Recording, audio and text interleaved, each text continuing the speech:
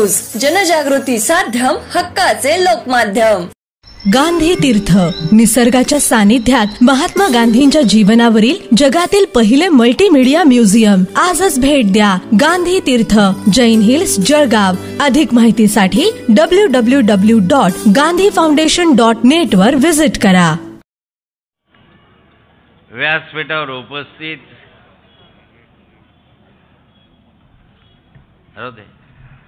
बरोबर आहे, ही नंतर आवाज येतो.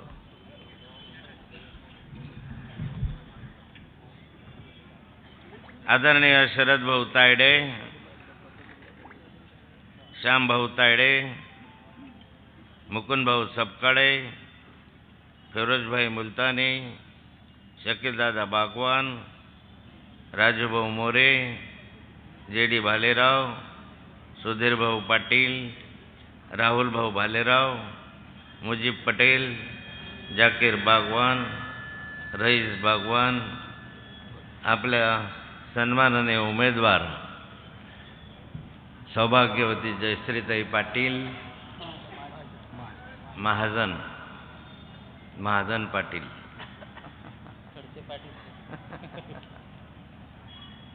सन्माननीय व्यासपीठ, उपस्थित सर्व बंधू भगिनी आणि मित्रांनो, येणाऱ्या 20 तारखेला महाराष्ट्र विधानसभेची निवडणूक होऊ घातलेली आहे आणि या निवडणुकीसाठी महाविकास आघाडीचा उमेदवार म्हणून उद्धव बाळासाहेब ठाकरे गटाच्या सौभाग्यवती जयश्री सुनील महाजन ह्या मशाल या चिन्हावर या जळगाव शहराच्या विधानसभा क्षेत्रातून उभे आहे. निवडणुका दर 5 वर्षांना येतात. 5 वर्षानंतर आपला आमदार, आपला प्रतिनिधीने, आपला लोकप्रतिनिधी निवडून देण्याची संधी संविधानानं आपल्याला दिलेली आहे. डॉक्टर बाबासाहेब आंबेडकरांनी संविधान तयार केलं, त्या संविधानामध्ये तरतूद केली आणि त्याच्यानुसार कायदा झाला की निवडणुका होत असताना दर 5 वर्षांनंतर लोकप्रतिनिधीची निवडणूक झाली पाहिजे. जर त्यांनी हा शब्द घातला नसता तर कदाचित एखादा उमेदवार निवडून गेल्यानंतर मरेपर्यंत तोच राहिला असता. मग खऱ्या अर्थाने संधी मिळाली. मागच्या लोकप्रतिनिधीने काय केलं, भावी लोकप्रतिनिधी काय करू इच्छितो, याचं मूल्यमापन करण्याची उत्तम संधी आहे. जळगाव शहर आहे नाथाबाला नवीन नाही आहे आणि आज सुभाष चौक नाहीच नाही आहे. इतक्या सभा या ठिकाणी झालेल्या आहेत, इतका जनतेनं प्रतिसाद दिलेला आहे आणि त्या प्रतिसादाच्या माध्यमातून यशही आम्हाला मिळालेलं आहे.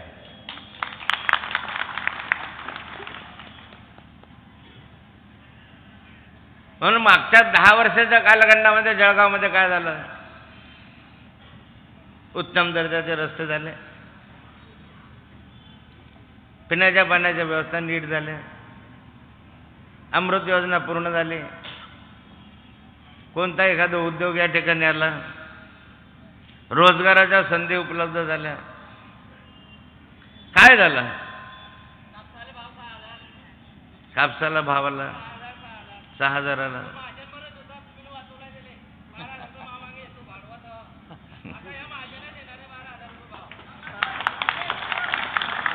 येईल कापसावर पण मी येईल.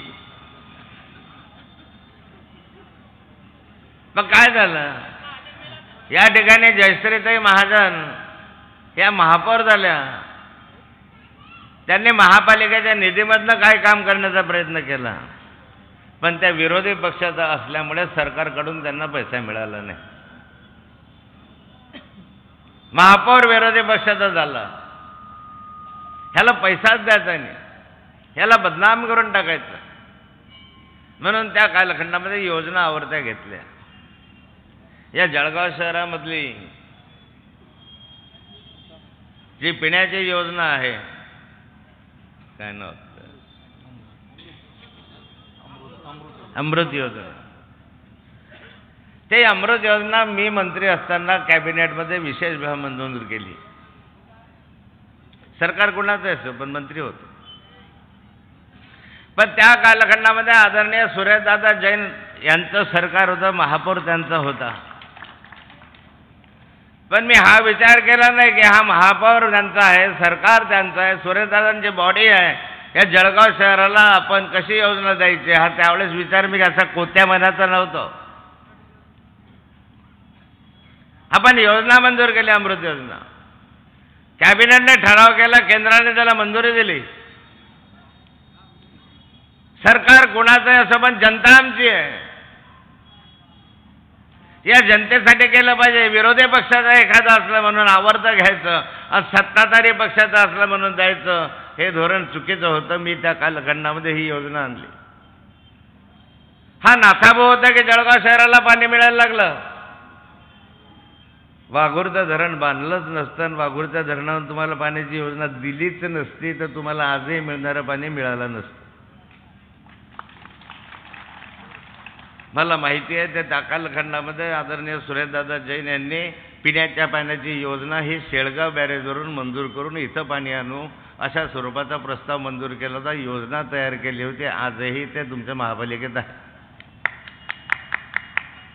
मी त्या कालखंडावर दादांशी बोललो. दादा माझे विरोधी होते. आम्ही एकमेकांचं फार काही जमत नव्हतं.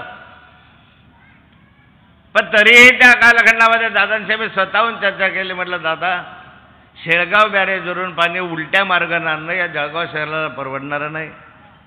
वीज लागेल, मोटारी लागतील मोठ्या मोठ्या हॉर्सपॉवरच्या, उलट्या दिशेनं पाणी येतं, प्रवाहाच्या विरुद्ध पाणी आणलं. त्यापेक्षा आपल्या या वाघूरच्या धरणाची उंची वाढवा, त्याच्यासाठी 100 कोटी लागतात, ते तुम्ही द्या. मी तुम्हाला हप्ते पाडून देतो. त्याची 1 मीटर 2 मीटर उंची वाढवू आपण. त्यात साचलेलं पाणी जळगावला बाय ग्रॅव्हिटी येईल, उताराने येईल. उताराने मोटर लागणार नाही, वीज लागणार नाही, बिल लागणार नाही. महिन्याच्या महिन्यात कट झालं कनेक्शन, हे झालं ते झालं, या भानगडीत राहणार नाही. आणि म्हणून त्या कालखंडामध्ये दादांनी मान्य केलं आणि म्हणून या वाघूरचे पाणी पुरवठा योजना जळगाव शहरासाठी झाली. नळ सोडला की घरापर्यंत पाणी येतं, बटन दाबला की नाही येत. कमी स्वस्त दरात कमी विचारामध्ये पाणी येतं. आणि अशा स्वरूपाच्या योजना ज्या त्या कालखंडात झाल्या, ज्या मंजूर झाल्या, ते विरोधी पक्ष असताना सुद्धा, ते विरोधी पक्षात असतो, मी सत्तेत होतो तरीही केल्या. पण महापौर विरोधी पक्षाचा आहे म्हणून रस्त्याच्या कामाला पैसे द्यायचे नाही, मोठे मोठे खड्डे देऊन या नागरिकांना छळायचं, हे महाविकास या महायुतीच्या सरकारने आतापर्यंत केलं. निवडणुका आल्या म्हणून 100 कोटी, निवडणुका आल्या म्हणून तुम्हाला रस्ते दिसायला लागले की आता जरा बऱ्यापैकी रस्ते करूया. निवडणूक आल्या म्हणून निवडणुकीत लोक विचारतील क्या हो गया. मागच्या कालखंडामध्ये 100 कोटी रुपये या निवडणुकीसाठी दिले. आदरणीय गिरीश भाऊंनी सांगितलं, आदरणीय मुख्यमंत्री देवेंद्र फडणवीस या ठिकाणी आले, 100 कोटी तुम्हाला देतो. मागच्या बरं 100 कोटी तुम्हाला देतो सांगितलं. 100 कोटी कुठं मिळाले? मिळाले टप्प्याटप्प्याने मिळाले. ते अर्धे या खड्ड्यांमध्ये जिरले आणि अर्धे रस्त्यांच्या कामासाठी उरले. कुठं आहे? देवेंद्र फडणवीसांनी सांगितलं की हे सुवर्णनगरी आहे, या सुवर्णनगरीला मी सिंगापूर करून टाकेल. सिंगापूर, अरे मलकापूर झालं तर सिंगापूर कुठून होईल? कुठं केलं सिंगापूर? नुसत्या निवडणुका आल्या म्हणून रस्त्यांना पैसे द्यायचे, निवडणुका आल्या म्हणून लाडकी बहीण योजना सुरू करायची. लोक काय मूर्ख आहे का, वेडे आहे? तुम्हाला समजत नाही का? निवडणुका आल्या म्हणून लाडकी बहीण आहे, 1500 रुपये लाडकी बहीण. निवडणुका आल्या म्हणून 50 रुपयाची साडी. किती रुपयाचे? 50.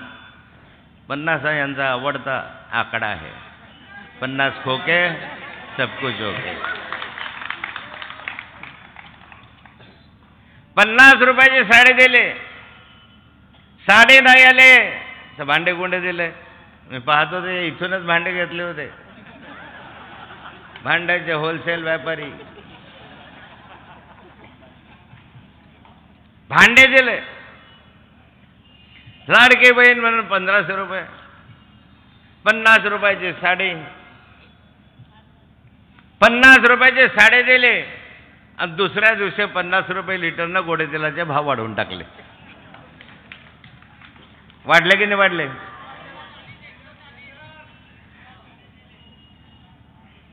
गोडे तेलाचे भाव वाढवून टाकले 50 रुपये लिटर. महागाई आकाशाला जाऊन भिडली. किती दिवसात? या निवडणुकीच्या काळात. कधी तुम्ही पाहिलं होतं का 150 रुपये लिटरचं गोडे तेल? ह्या भगिनी बसलेल्या आहेत, 150 रुपयाचं गोडे तेल. ऐन दिवाळीत तेलाचे भाव वाढले, तुपाचे वाढले, साखरेचे वाढले, रव्याचे वाढले, मैद्याचे वाढले. ऐन दिवाळीत भाव वाढवून टाकले भराभरा. अरे इतके वाढले की खोबरं 180 रुपयाचा 200 रुपये किलो झालं. खा करंजी खोबऱ्याची.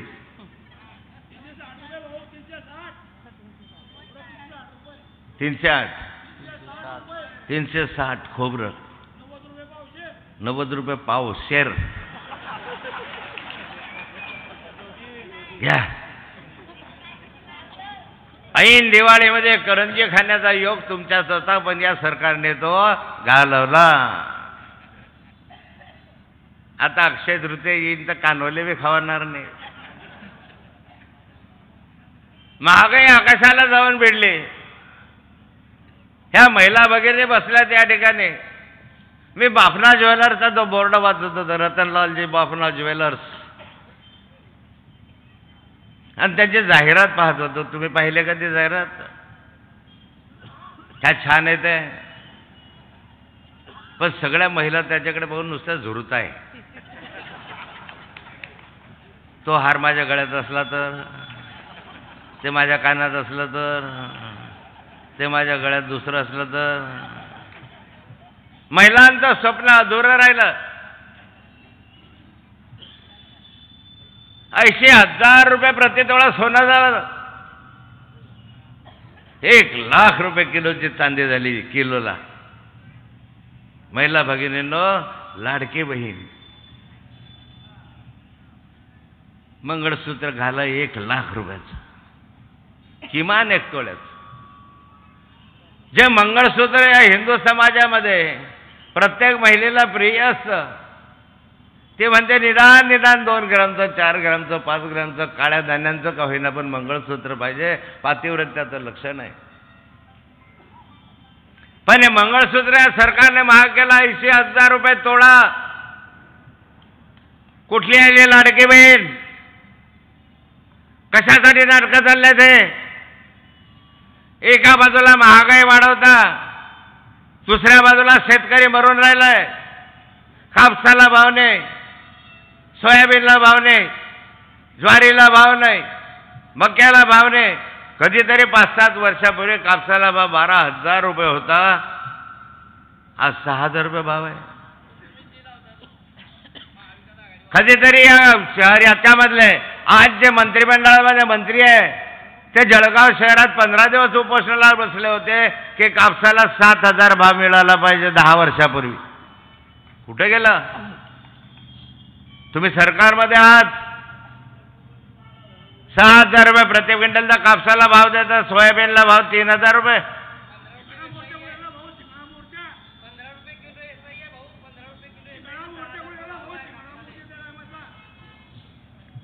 हे शेतकरी मेला.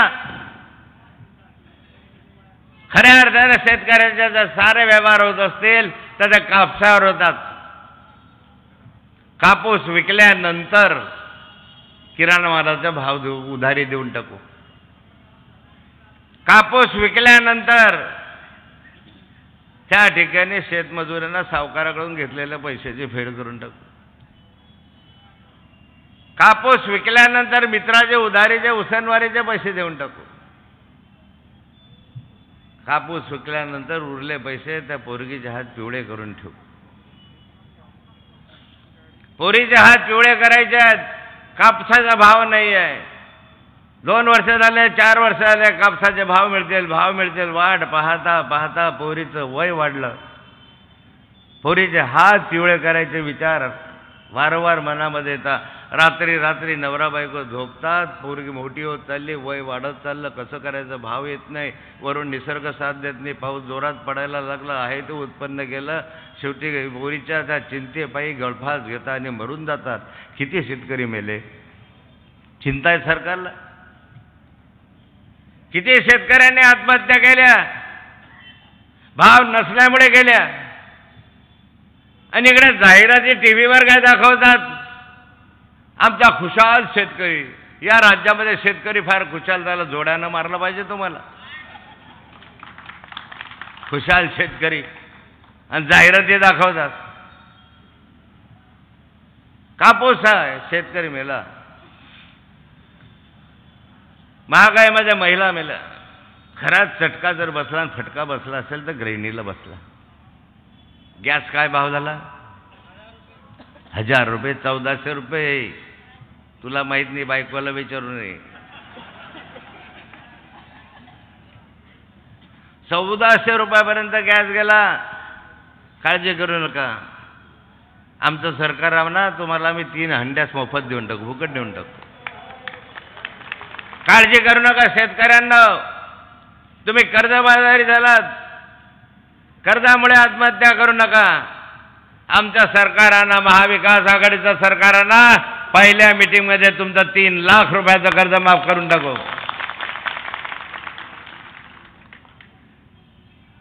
3 लाख रुपयाचं कर्ज माफ करण्याचा या सरकारने घोषणा केली होती मागे.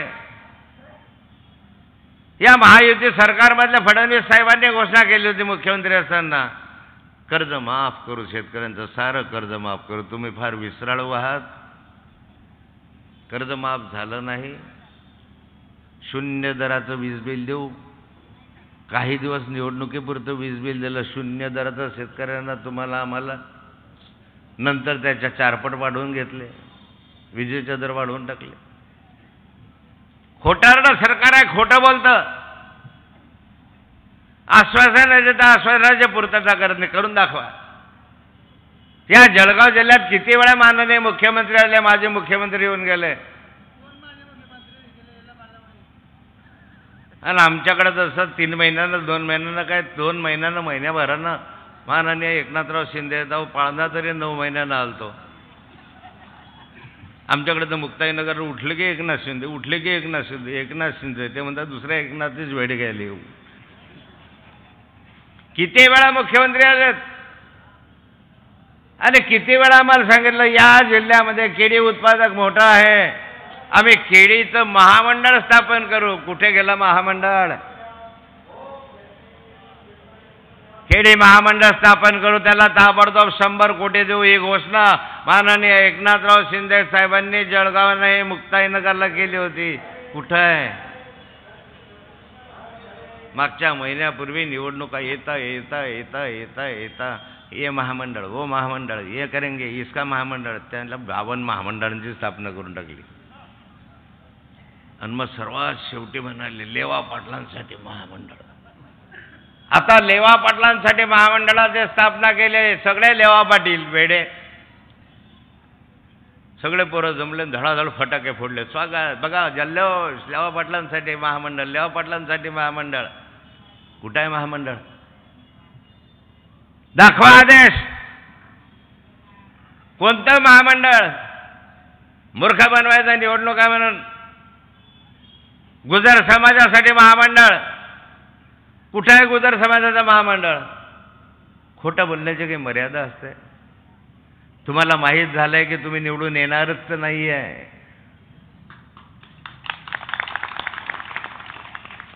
आणि म्हणून प्रलोभन दाखवताय, म्हणून लालूच दाखवताय. बहिणींनो घाबरू नका. तुम्हाला 1500 काय तुम्हाला 7,500 देऊन टाकू 3 महिन्याची एकच वेळ. बहिणींनो तुम्ही लाडके बहीण आहे, 1500 रुपये महिना आम्ही तुम्हाला देतो. जर हे महाविकास आघाडीचं सरकार आला तर योजना बंद करून टाकेल. भीती घालवताय. पण कोणतीही योजना कधी सुरू झाल्यानंतर बंद होते का? संजय निराधार योजना इंदिराजींच्या कालखंडात सुरू झाली, बंद झाली का? आता आम्हालाही ते सुरू करावंच लागणार आहे. आणि लाडकी बहीण योजना सुरू आम्ही ठेवणार. तुम्ही 1500 देता, आम्ही 3000 देऊ.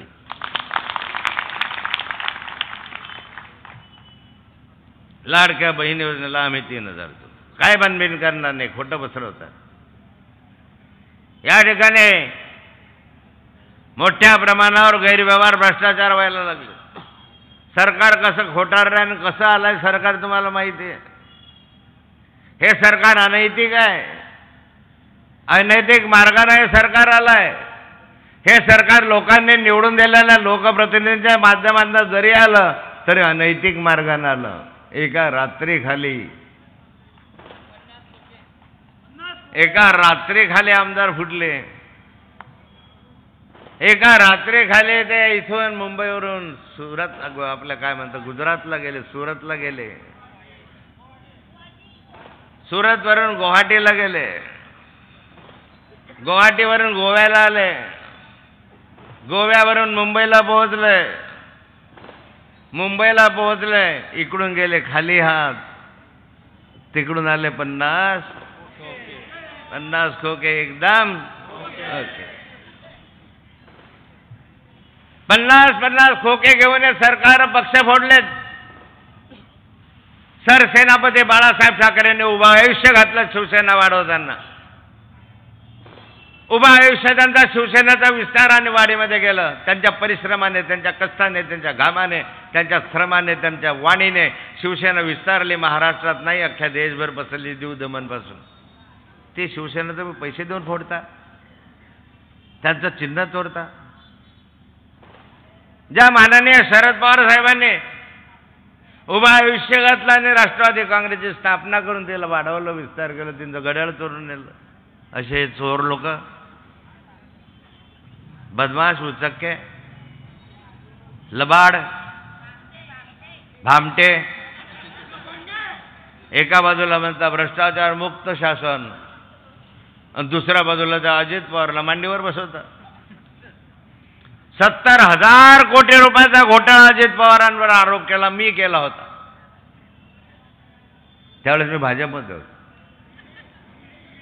कमळाच्या फुलावर होतो. या नालायकांमुळे मला इकडे यावं लागलं.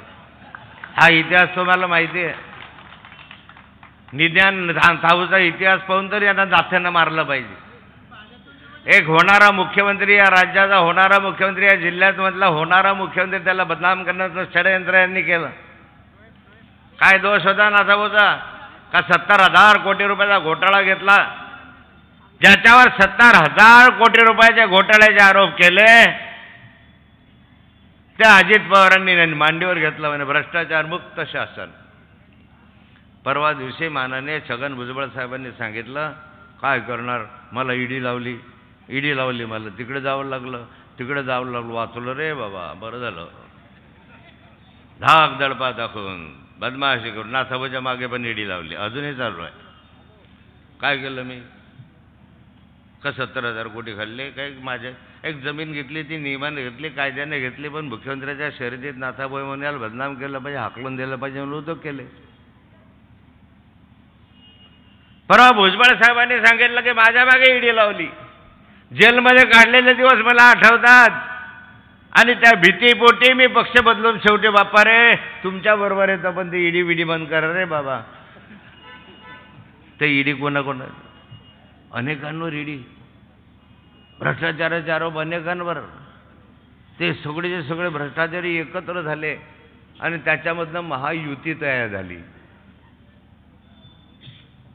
एका बाजूला तर स्वच्छ प्रशासन, दुसऱ्या बाजूला का घेतात अशा लोकांना तुम्ही? आणि मग अशा स्थितीमध्ये राहिले. सरकार चालवण्यामध्ये रस नाही, खुर्ची टिकवण्यामध्ये रस. या राज्याची कायदा सुव्यवस्था बिघडली. राज्याची कायदा सुव्यवस्था बिघडली. मी या महिला भगिनींना सांगेल, घाल का मंगळसूत्र, एक तोळ्याचं मंगळसूत्र घाल आणि फिर जरा त्या मार्केटमधून, त्या टावर चौकातून जा, फिर नाही तुझ्या मागे गुंडे लागले ना, मंगळसूत्र फेकून देते आणि तुला उचलून दुसरीकडे फेकून देते. कोणी तुझी दुआ नाही, कोणी पोलीस सुद्धा दखल घेणार नाही. अरे रे पोलीस काय दखल घेणार आहे? 16 पोलिसांच्या आवरणामध्ये 16 पोलीस असताना सुद्धा या राज्याच्या माजी मंत्री त्या बाबा सिद्दीकीची हत्या होते. पोलिसांचं संरक्षण असताना हत्या होते. या राज्याचे गृहमंत्री माननीय देवेंद्र फडणवीस साहेब यांना धमक्या येतात, तुला चिरून टाकेल, तुला मारून टाकेल. या राज्याचा गृहमंत्री सुरक्षित नाही आहे. या राज्याचा गृहमंत्री सुरक्षित नाही आहे, त्याला संरक्षण द्यावं लागतं. गृहमंत्र्यांची सुरक्षा वाढवली, गृहमंत्र्यांना धमकी. अरे तुम्ही आम्ही कोण लावले त्या गृहमंत्र्याला धमक्या? गृहमंत्र्याला सुरक्षा तर तुम्हाला आम्हाला काय कुत्र्यासारखं कुठे उचलून फेकलं तर कोणाला माहिती पडतं. या राज्यात गृहमंत्री सुरक्षित नाही. या राज्यात माजी मंत्र्यांची हत्या होतात. या राज्यामध्ये निवडणुकीच्या कालखंडामध्ये माझ्या मतदारसंघाच्या उमेदवारावर गोळ्या मारल्या जातात. हे काय बिहार आहे का महाराष्ट्र आहे?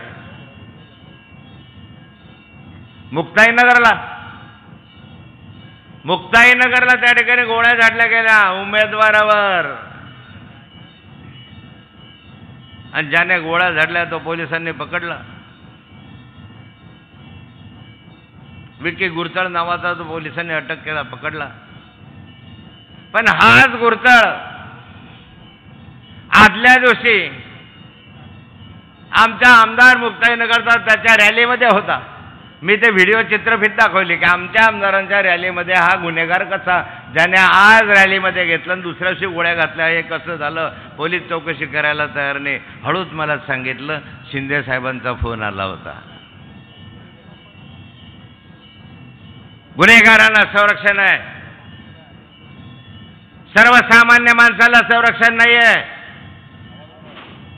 तुमच्या गळ्यातलं मंगळसूत्र गेलं, कुणाचे घरफोडे गेले, कुणाच्या घरावर चोरी झाले, पोलिसांकडे जा, पोलिसांची वागणूक बघा काय असते तुमची. कुठून आला हा तक्रार दाखल करायला? एक तर मुळामध्ये तक्रार दाखल करत नाही, आला तर म्हणता कुठून आला. घरामध्ये घरफोडी झाली, रात्री झाली, पोलीस 17 प्रश्न विचारत राहतात. कोणी केली, चोर कसा होता, काळा होता, गोरा होता, कपडे कसे होते, उंच होता की होता, दाढी ओला होता, खंदा होता. अरे बाबा मी झोपलो होतो ना म्हणून तर चोरी झाली. तू मला काय प्रश्न विचारतो? कायदा सुव्यवस्था राहिलेली नाही, भ्रष्टाचार मोकळला. भ्रष्टाचार एवढा टोकाला गेला की त्या छत्रपती शिवरायाचा पुतळा त्या दिवशी कोसळला. निष्कर्ष आला की याच्या बनवण्यामध्ये भ्रष्टाचार झाला. भ्रष्टाचार कुठे करावं हे तरी तुम्हाला तारतम्य ठेवलं पाहिजे की. छत्रपती शिवरायाचा पुतळा, तो पुतळा म्हणजे कधी वाऱ्यानं कोसळला, कोणी वादळानं कोसळला. कोसळला कसा? हा सुभाष बाबूंचा पुतळा कित्येक वर्ष मी लहान होतो तेव्हापासून पाहतोय, जसाचा तसा आहे. जसं आमच्याकडे जसं 3 महिन्यानं 2 छत्रपती शिवरायाचा पुतळा आपल्या जळगाव शहरात उभा आहे, जसाचा तसा आहे.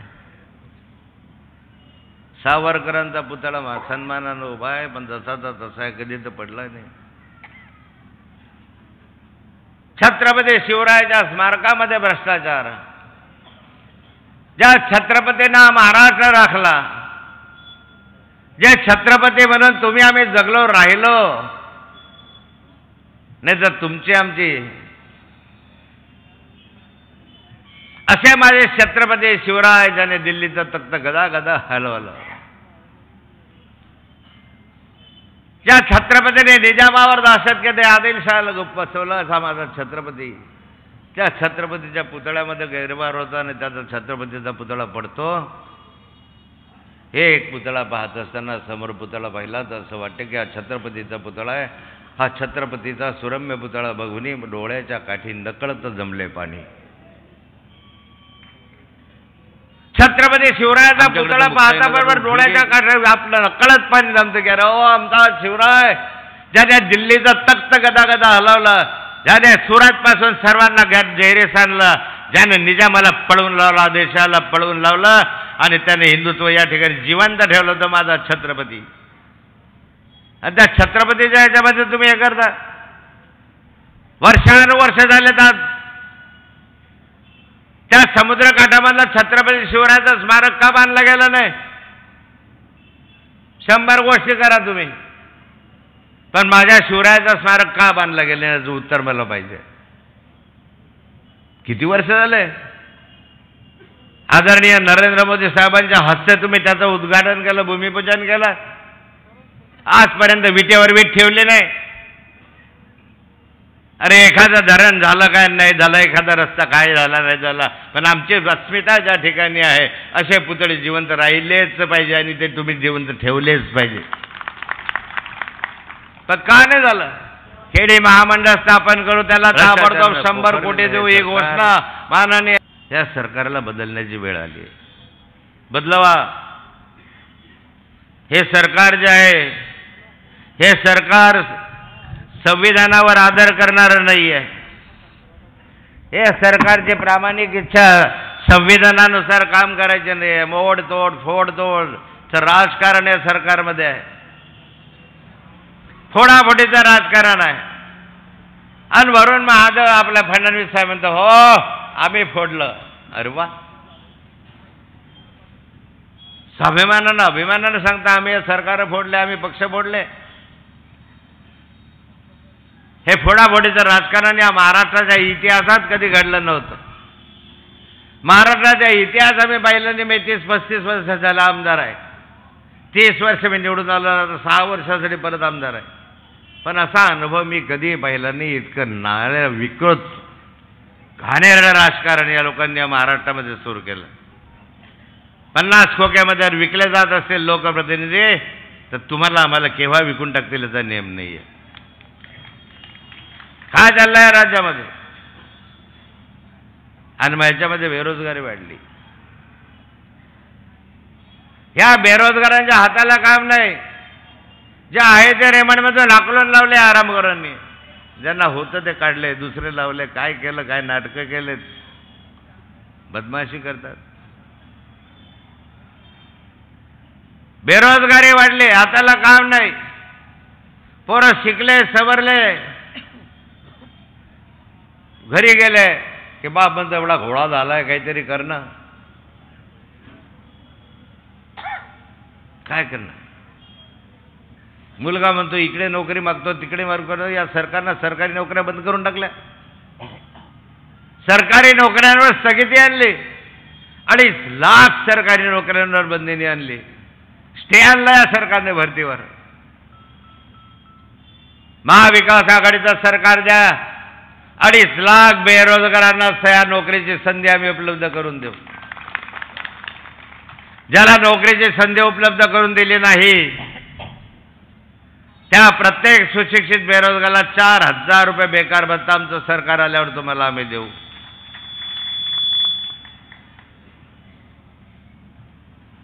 आम्ही करायचं ठरलं.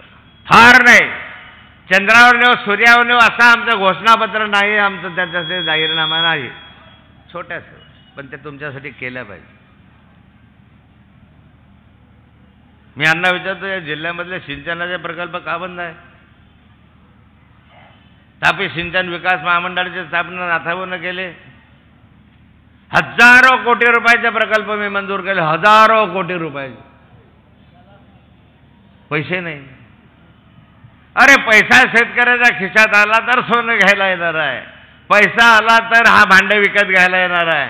पैसा आला तर मार्केट चालणार आहे. शेतकऱ्याच्या भरोशावर का प्रकल्प बंद झाल्याचं उत्तर मला कोणी देईल? आणि अशा स्थितीत आपल्या आमदारकीसाठी जयश्रीताई उभ्या आहेत, विधायक म्हणून उभ्या, सुशिक्षित आहे, MA BEd झालेलं आहे, शिक्षकी पेशाचा अनुभव आहे, शिक्षकांविषयीचा आदर आपल्या मनामध्ये आहे. हजारो विद्यार्थी त्यांनी घडवले आहेत. भाषण पाहिलं तुम्ही त्यांचं कौतुक केलं का? काय सुंदर भाषण करतात ताई. विरोधी पक्षात असताना सुद्धा त्याने महापौरपद चांगल्या रीतीने चालवण्याचा प्रयत्न केलाय.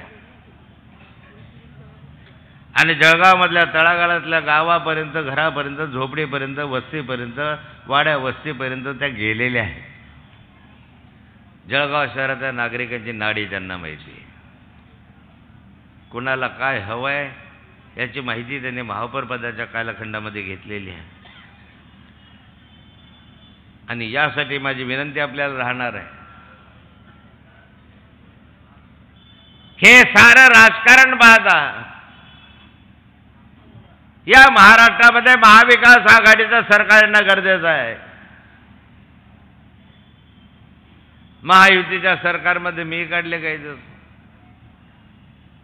मी 40-45 वर्ष रक्ताचं पाणी केलं ना. जळगाव जिल्ह्यामध्ये पक्ष वाढवला होता.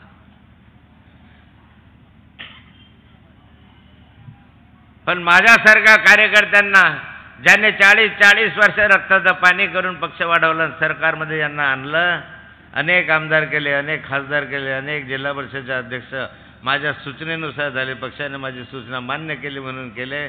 आज त्या नाथाभाऊला हे झाले नाही तर तुम्हाला काय होणार आहे? ज्याच्या आयुष्यात एकही आरोप नव्हता, नाथाभाऊच्या आयुष्यात 40 वर्षाच्या 45 वर्षाच्या जीवनात एक सुद्धा आरोप नव्हता की नाथाभाऊनं पैसे खाल्ले, नाथाभाऊनं नोकरीचे पैसे घेतले का, याचे पैसे घेतले का, त्याचे पैसे घेतले. मी वारंवार आमच्या भाषणांमधून सांगत झालं, तुझ्या नोकरीचे पैसे घेतले असतील असं एकानं सांगावं 40 वर्षामध्ये, आणि येऊन इथं बुटांना मारावं नाथाभाऊले. कशासाठी मग नाथाभाऊला आवडालं तुम्ही? फक्त या खानदेशचा मुख्यमंत्री होऊ नये, या महाराष्ट्राच्या इतिहासात अजूनपर्यंत खानदेशचा मुख्यमंत्री यांनी होऊ दिला नाही. कोकणामधले मुख्यमंत्री झाले असतील, मराठवाड्यातले झाले असतील, विदर्भातले झाले असतील, पण खानदेशमधला एकही मुख्यमंत्री या 75 वर्षाच्या कालखंडात होऊ गेले नाही. जे जे मुख्यमंत्री पदाच्या गालावलत गेले, शर्यतीमध्ये गेले, त्यांचे पायच कापण्याचं काम यांनी केलं. हेच ते माणसं. अशा माणसांना मदत करायची आपल्याला. खानदेश माणूस स्वाभिमानी आहे, आम्हाला मान सन्मान आहे. ज्यांनी आम्हाला फसवलं, ज्यांनी 50-50 खोक्यांमध्ये आम्हाला विकलं, त्याच्या मागे आम्ही कधीच जाणार नाही आहे. या सरकारने महागाई वाढली, या महिलांचं मंगळसूत्र पावित्र्य, जे मंगळसूत्र यांनी महाग करून टाकलं, अशाने लाडकी बहीण म्हणण्याचा अधिकार नाही आहे.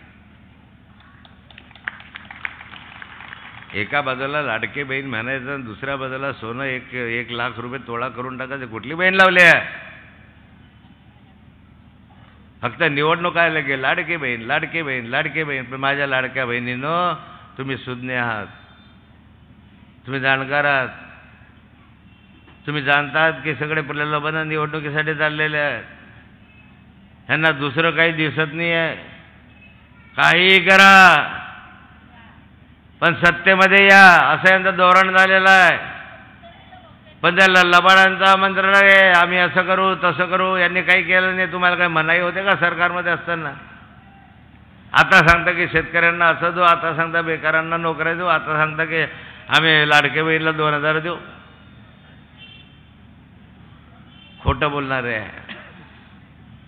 म्हणून माझी विनंती राहणार आपल्याला, येणाऱ्या 20 तारखेला जयश्रीताई सुनील महाजन क्रमांक 2 या निशाणीवर बटन दाबून प्रचंड मताधिक्यानं विजयी करा आणि या महाराष्ट्रामध्ये इतिहास घडवा. जय हिंद, जय महाराष्ट्र.